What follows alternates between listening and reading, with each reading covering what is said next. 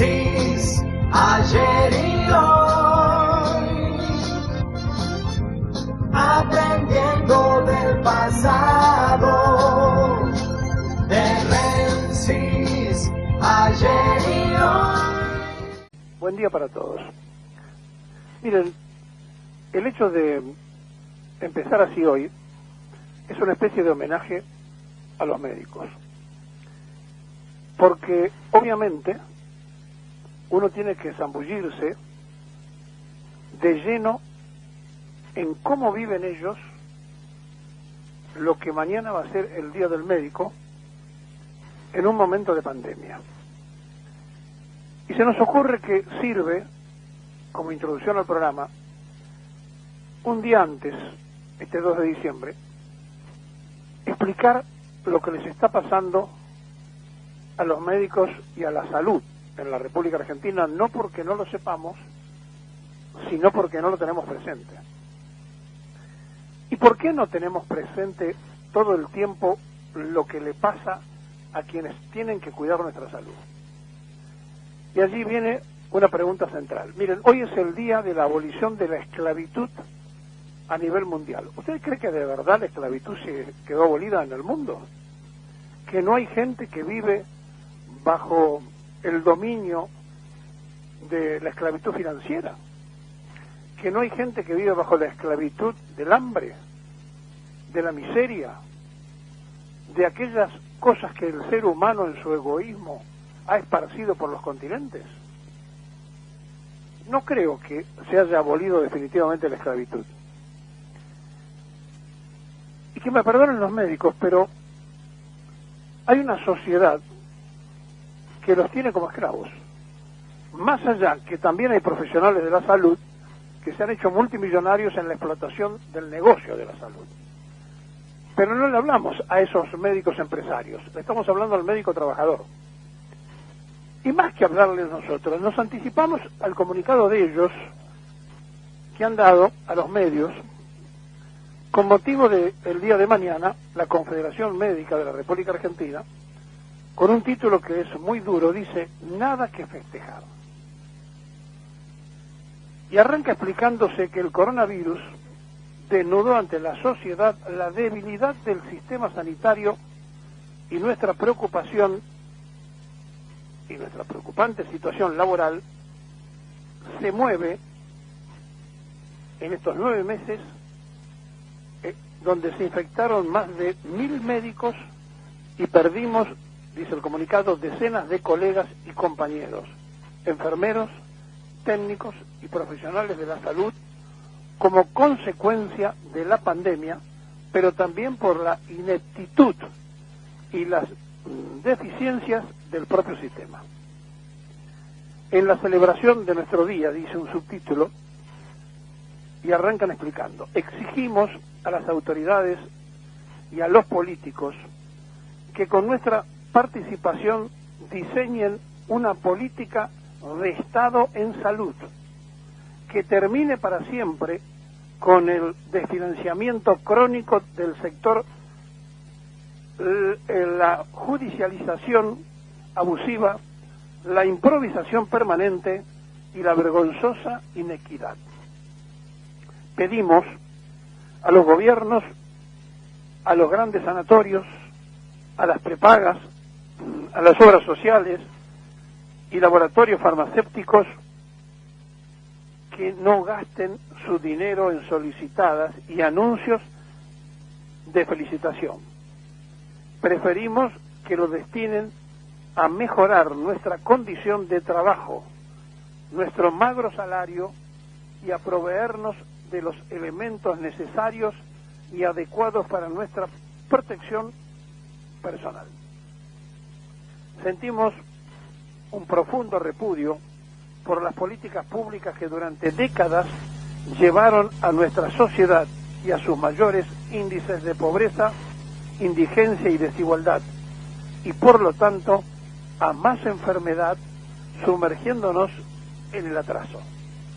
Valoramos los aplausos espontáneos de la gente, pero más valoramos a quienes siguen las normas de distanciamiento social y los protocolos sanitarios, porque al cuidarse nos cuidan, dicen los médicos. Agradecemos a nuestras familias por el aguante y le pedimos disculpas por nuestras ausencias, por los riesgos de convivencia y por aportar salarios que a veces están por debajo de la línea de pobreza. Declaramos que la profesión de ser médico se ejerce solo por una fuerte vocación de servicio y que no somos héroes, pero tampoco esclavos. Que siempre vamos a denunciar la inequidad, la injusticia y todo lo que ponga en riesgo la salud de la gente y la libertad de nuestro ejercicio profesional. Es la base de nuestro juramento. Por cada una de todas estas razones, hoy celebramos nuestro día en soledad, sin nada para festejar, pero unidos en la convicción y en la protesta. Confederación Médica de la República Argentina. Esto es para mañana, que es el Día del Médico, y hoy lo mandaron a los medios de comunicación. Y qué mejor que en vísperas del Día del Médico y en el día donde se le dice al mundo que no existe la esclavitud y que nosotros decimos que sí existe la esclavitud, donde se explota a los niños en el mundo, donde no es cierto que la distribución de la riqueza sea equitativa, donde los que más tienen quieren seguir teniendo en contra de los que no tienen nada y no les importa, donde se mata gente por el solo hecho de tener una ambición política de expansión, no es cierto que se haya abolido la esclavitud. Y por lo tanto, entonces, en este Día Internacional de la Abolición de la Esclavitud decimos que está mal, porque no se abolió. Y frente a estas cosas que nos ocurren, y en cada momento, y en cada turno, y en cada tiempo, hay una demostración de cómo achicamos la vida y la realidad de las cosas. Mire, en Río Negro renunciaron 53 médicos que tienen jefatura. Le avisaron con un mes de anticipación, se lo están diciendo de ahora en adelante, que dentro de un mes abandonan los 53 médicos todo el sistema de salud que ellos regentean, porque están con su sueldo debajo de la línea de pobreza. Decíamos hace unos días que los trabajadores, que el movimiento obrero, estaba obligado a pedir el 40%. Bueno, ya se dio la primera demostración. La Unión Obrera Metalúrgica firmó cerca del 40% su convenio y es indicativo de lo que va a pasar. Y además, cuando piden el 40%, no están pidiendo un 40% porque se les ocurre, sino porque después que firmaron las paritarias anteriores, no les importó controlar la inflación. Los mismos empresarios que firmaron la paritaria anterior se sumaron a la danza de aumentar por las dudas. Y entonces, cada vez que nos pasan estas cosas, que no nos cansamos todos los días de remarcarlo, y aparece una sociedad que tiene una pandemia, revalorizamos al médico como si en ese momento el hospital público valiera, como si en ese momento el médico trabajador valiera, y en otros tiempos y en otros momentos pasamos de largo, y cuando podemos pagar la salud privada, tampoco nos importa mucho si el vecino tiene dónde atenderse.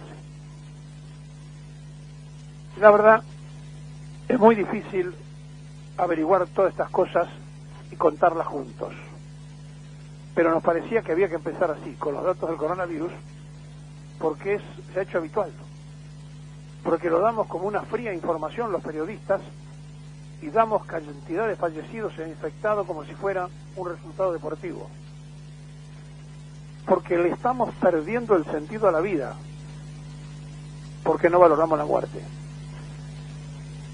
Miren, la UOM firmó cerca del 40, como le decía, el 39.6%, en el mes de enero van a cobrar el 29.6% y un 10% más a partir de febrero. Pero, en el mientras tanto, retroactivo a la paritaria anterior, arreglaron 6 cuotas de 5.000 pesos para recuperar lo que perdieron, 30.000 pesos. Es decir, que los trabajadores de la UOM van a estar cobrando En enero un aumento, en febrero ya directamente el 39%, pero simultáneamente 6 cuotas para recuperar lo que perdieron de la paritaria anterior, 30.000 pesos más para cada trabajador. Bueno, esto es lo que va a marcar seguramente todas las paritarias.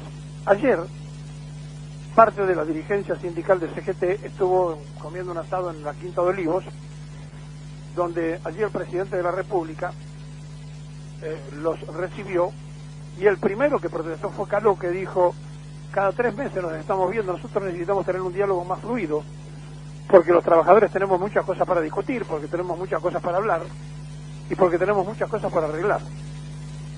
Y se comprometieron a que esto iba a ser cambiado en la agenda del presidente argentino. Veremos si después se cumple o no se cumple, y veremos qué pasa con los otros sectores más allá de la CGT. En ese asado estuvo el presidente, Gustavo Vélez, el ministro de Trabajo Moroni, la vicecanciller Todesca, el secretario de la presidencia Vito Velo, y por los trabajadores, o por los dirigentes de la CGT, Daer, Acuña, Andrés Rodríguez, Lingeri, Solá, Cavalieri, Gerardo Martínez y el propio Caló. Estuvieron comiendo ese asado y le reclamaron al presidente que resuelva el tema de las obras sociales y que además vean de qué forma se van a arreglar las paritarias, porque evidentemente el problema que no puede resolver el gobierno, que es el control de precios, los lleva a los dirigentes sindicales a pedir el 40%. Esto lo veníamos anunciando, se lo dijimos hace 2 programas atrás, que iba a pasar eso. La conversación fue amable, pero le pidieron que habilitara a Lingeri, que es el secretario de Acción Social de la CGT, el titular de Obra Sanitaria, para empezar a regularizar las obras sociales, con aquel dinero que en época de Cristina se quedaron de las obras sociales, de los aportes de los trabajadores y de los patrones, los empresarios, que empezó a devolver Macri, pero al primer paro dijo, cortó el chorro, que ahora volvió este gobierno a reactivar y a entregar, pero que todavía hay atraso en lo que tienen que recibir las obras sociales, y además el tema de la vacuna, ¿cómo lo van a manejar? Porque las obras sociales sindicales no pueden costear la vacuna, y entonces le pidieron al gobierno que se comprometa, ya que va a ser gratis, que también los dirigentes sindicales puedan tener en sus obras sociales la posibilidad de vacunar a sus afiliados. Bueno, todo esto se habló ayer en la residencia de Olivos, en una sociedad que todavía no ha resuelto lo esencial. 3 cosas fundamentales: la educación, la seguridad y la salud. 3 cuestiones que son nacionales y que en la década del 90 se hicieron provinciales y hasta municipales. El Estado Nacional debe recuperar el protagonismo en estas 3 cuestiones esenciales. Y allí entonces también tiene que darse cuenta que tiene que estar en la calle controlando precios, que tiene que estar usando las leyes que existen para clausurar, suspender y, si es necesario, encarcelar, porque la ley lo permite, a los agitadores de la economía, porque si no, no terminamos nunca.